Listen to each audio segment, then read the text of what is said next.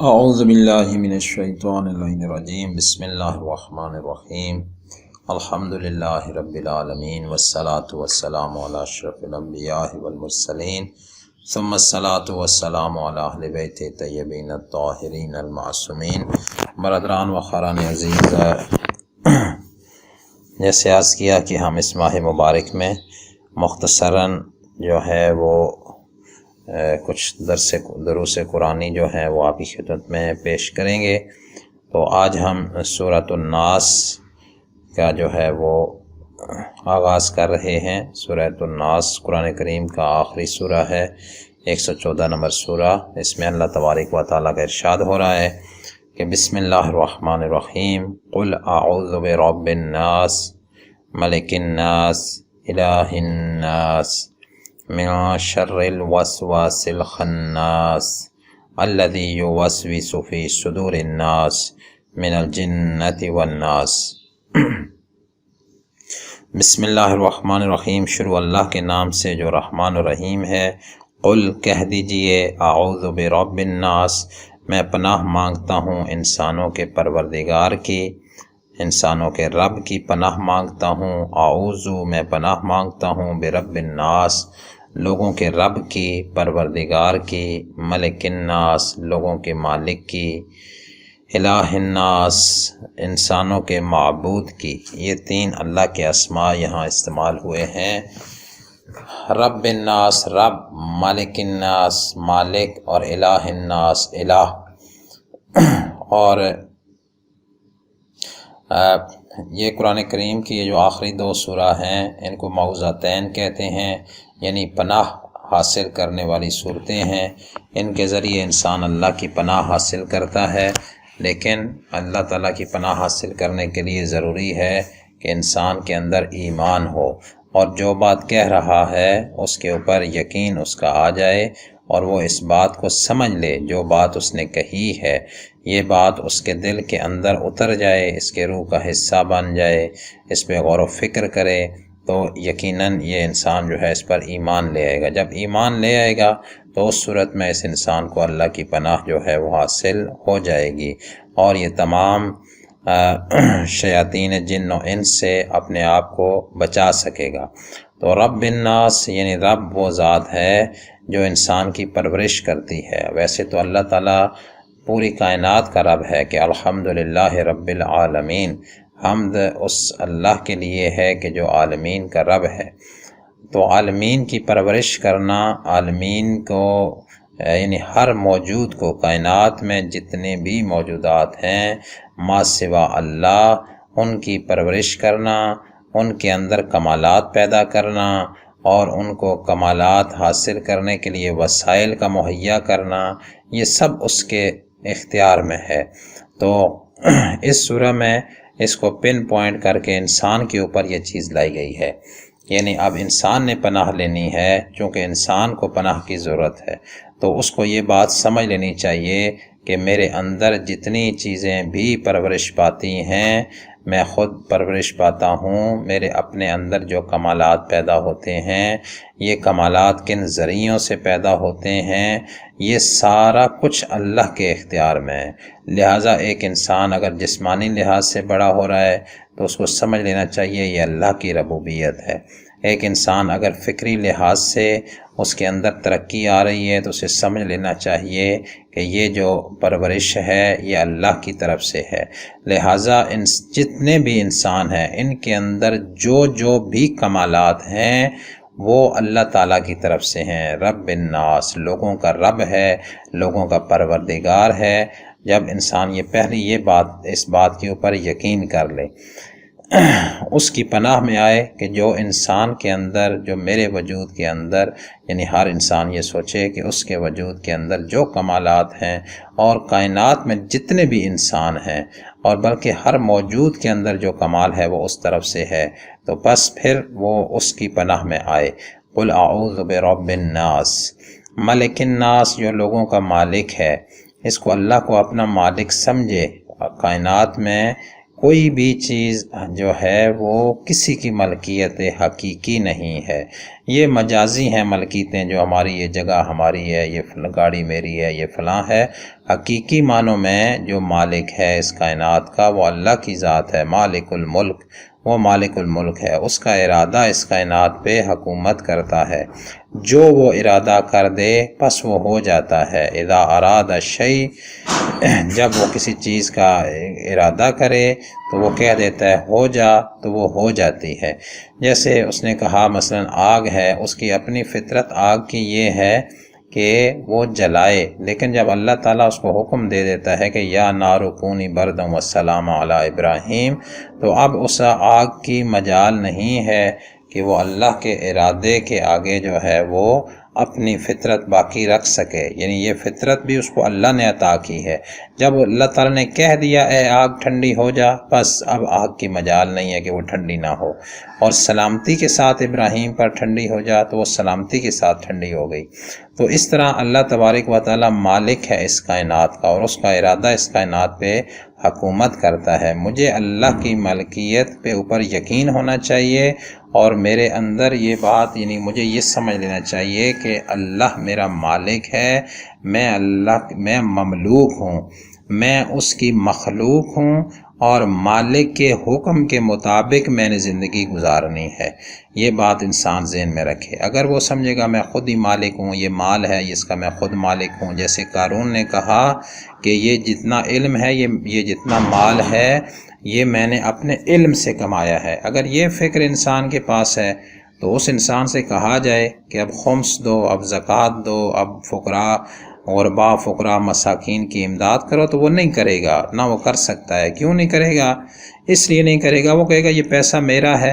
لیکن ایک بندہ جو سمجھتا ہے، جو ملک الناس کے اوپر ایمان رکھتا ہے، وہ جانتا ہے کہ میرا مالک بھی اللہ ہے، اور جو کچھ میرے پاس ہے اس سب کا مالک اللہ ہے، تو اس وقت وہ جو ہے نا، اسے کہا جائے مثلا 20% خمس دے دے، تو وہ اس کے لیے تو بہت خوشی ہے کہ 80% اللہ تعالیٰ کہہ رہا ہے پاس رکھ لو، اور 20% جو ہے وہ آگے دے دو، تو وہ خوشی خوشی یہ کام کرے گا، کیونکہ اس نے ملک الناس پہ اس کا ایمان ہے۔ لہٰذا اللہ کو مالک مانے، اپنے وجود پر اللہ کو مالک مانے، اپنی آنکھوں کا مالک اللہ کو مانے، لہٰذا اس کی نافرمانی میں آنکھوں کو استعمال نہ کرے، اپنے کان پر، اپنی زبان پر، اپنے ہاتھوں، ہر چیز کا مالک اللہ کو مان جائے۔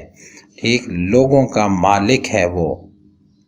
الہ الناس، انسانوں کے معبود کی، الہ مقتدر ذات کو کہتے ہیں، صاحب طاقت، صاحب قدرت، وہ ذات جس کا ارادہ، جس کا حکم نافذ ہو، جو طاقت سے اپنا حکم نافذ کر سکے۔ الہ الناس لوگوں کا الہ ہے، یعنی اللہ تبارک و تعالی جو ہے سب لوگوں کا معبود اور الہ ہے۔ یعنی اگر ایک انسان کافر ہی کیوں نہیں ہے، لیکن اس کا جسم جو ہے نا، وہ آپ دیکھیں گے وہ اللہ کی بندگی سے باہر نہیں نکل سکتا۔ اس کا جسم چھوٹا ہوگا، پھر بڑا ہوگا، پھر بوڑھا ہوگا، پھر قبر میں جائے گا۔ انا للہ و انا الیہ راجعون، ادھر سے ہی ہے اور ادھر ہی جانا ہے۔ لہٰذا کائنات کے اندر جو مقتدر ذات ہے وہ اللہ کی ہے، اور انسانوں کا الہ بھی وہی ہے۔ انسان کو چاہیے اپنے ارادے سے اسی کو الہ مانے۔ جب اس کو الہ مان لے گا تو خود جو ہے نا اس کا بندہ بن جائے گا، جب خود اس کی مملوک اور مخلوق بن جائے گا اور اس کو معبود بن جائے گا، خود اس کو معبود مان جائے گا اور خود اس کا عبد بن جائے گا، تو اگر اس کا عمل یہ اس بات کی گواہی دے دے کہ وہ اللہ کو لا الہ الا اللہ کہتا ہے، یعنی لا الہ الا اللہ، اور تمام الوہیت کی نفی کر دے، کسی اور کے آگے جھکے نہیں، تو جھکا جب غیر کے آگے، نہ من تیرا نہ تن، پانی پانی کر گئی کلندر کی مجھے یہ بات کہ تو جھکا جب غیر کے آگے، نہ من تیرا نہ تن، تو انسان کا نہ من اس کا رہتا ہے نہ تن رہتا ہے جب انسان غیر کے آگے جھک جاتا ہے۔ تو لا الہ الا اللہ، پہلے لا الہ کرنا ہے، ٹھیک ہے۔ جیسے قرآن کریم بعض لوگ خواہشات کو اپنا انسٹرکشن دینے والا مانتے ہیں، تو جو آدمی خواہشات کے تحت زندگی گزارتا ہے، قرآن کریم کہتا ہے افرأیت من اتخذ الہہ ہوا، کیا آپ نے اس انسان کو دیکھا ہے جس نے الہ اپنی خواہشات کو بنا رکھا ہے؟ تو لا الہ کرنا ہے کہ یہ مال و دولت دنیا، یہ رشتہ و پیوند، بتان وہم و گماں، لا الہ الا اللہ، خودی کا سر نہاں لا الہ الا اللہ، خودی ہے تیغ فساں لا الہ الا اللہ۔ یہ لا الہ الا اللہ، الہ الناس، الہ مانے اس کو، اور لا الہ الا اللہ کو دل سے مانے، سمجھے اس کو، رسمن نکلے اس سے۔ جب یہ تین اللہ کے اسماء کی پناہ میں لے آ جائے تو اس کے بعد یہ کہے کہ من شر الوسواس الخناس، کہ خناس کے وسوسوں کے شر سے میں لوگوں کے رب کی، لوگوں کے مالک کی، لوگوں کے الہ کی میں پناہ میں آتا ہوں۔ یہ تین ڈائمنشن سے اگر اس نے اپنے آپ کو محفوظ بنا لیا ہے تو پھر یہ خناس کے وسوسے اس پر اثر نہیں کریں گے، کیونکہ یہ روحانی بیماریاں ہیں۔ جب اس نے سمجھ لیا کہ رب لوگوں کا اللہ ہے اور اس کی پناہ میں آ جاتا ہے تو یہ کمالات ادھر سے اٹھتے ہیں، یہ کمال اس کے پاس جو آئے گا وہ اس طرف سے آئے گا۔ جب ملک الناس مان لیا تو اب اس کے اندر شیطانی اطاعت رہے گی نہیں۔ اگر خناس کا وسوسہ آ جائے اس کی یہ اعتبار نہیں کرے گا، کیونکہ اس نے مالک اللہ کو مانا ہے، الہ الناس ہے، اس کی بندگی کرے گا۔ تو جب اس نے یہ تین ڈائمنشن سے رب اور مالک اور الہ کے اسماء کی پناہ میں آ گیا اور اللہ تعالیٰ کو یہ مان لیا اس نے رب، مالک اور الہ، تو اب خناس کے وسوسے اس کو نقصان نہیں پہنچائیں گے۔ من شر الوسواس الخناس، میں خناس کے وسوسوں کے شر سے لوگوں کے رب کی، لوگوں کے مالک کی اور لوگوں کے الہ کی پناہ مانگتا ہوں۔ الذی یوسوس فی صدور الناس، یہ خناس کیا کرتا ہے؟ یہ دلوں کے اندر وسوسے ڈالتا ہے۔ انسان کے اندر جو وسوسے ڈالنے والا ہے وہ خناس ہے، یہ خناس وسوسے ڈالتا ہے۔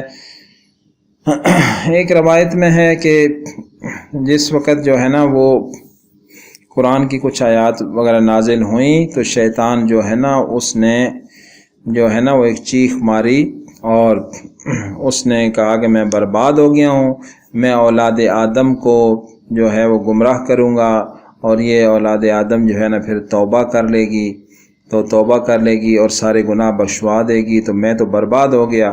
تو اس کے جتنے بھی اس کے لشکری تھے انہوں نے مختلف سجیشن دینا شروع کی، تو خناس نے کہا نا کہ میں یہ کام کرتا ہوں، میرے حوالے کر دیں یہ۔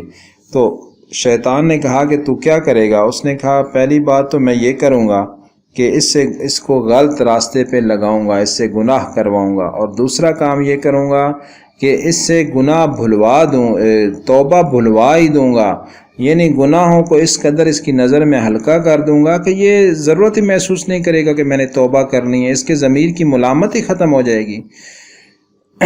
تو شیطان نے کہا کہ ٹھیک ہے، اب یہ تیرے اختیار میں ہے یہ۔ اس کے بعد تو یہ خناس کے وسوسے جو ہیں اس سے انسان جو ہے وہ اس رب کی، مالک کی اور الہ کی جو ہے وہ پناہ حاصل کرے۔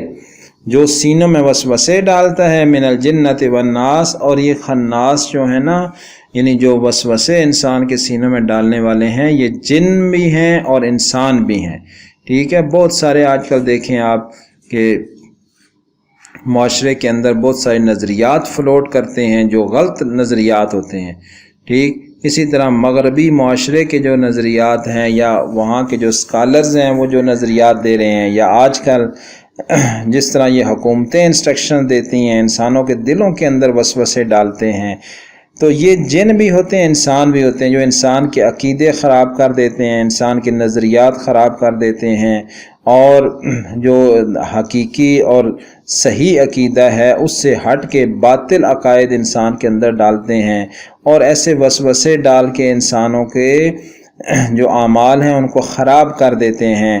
تو یہ بہت زیادہ ہیں آج کل، تو یہ میڈیا خاص کر اس کے اوپر عمل کر رہا ہے۔ بہرحال یہ جنوں میں سے بھی ہو سکتے ہیں، انسانوں میں سے بھی ہو سکتے ہیں، لہٰذا انسان جو ہے وہ اس سورہ کو بار بار پڑھے اور اس میں غور کر کے سمجھ کر اور جو کچھ اس میں کہا گیا ہے اس پر عمل کرے کہ اعوذ برب الناس ملک الناس الہ الناس، رب کو سمجھے، مالک کو سمجھے اور الہ کو سمجھے اور اس پر ایمان لائے۔ جب اس پر ایمان لائے گا تو یہ محفوظ ہو جائے گا، اس کا بیمہ ہو جائے گا اور شیطان جو ہیں وہ اس کے اوپر حملہ آور نہیں ہو سکیں گے۔ لیکن جو پہلو بھی اس کا کمزور رہ گیا وہاں سے شیطان آ کے اس کے اوپر حملہ کر دے گا۔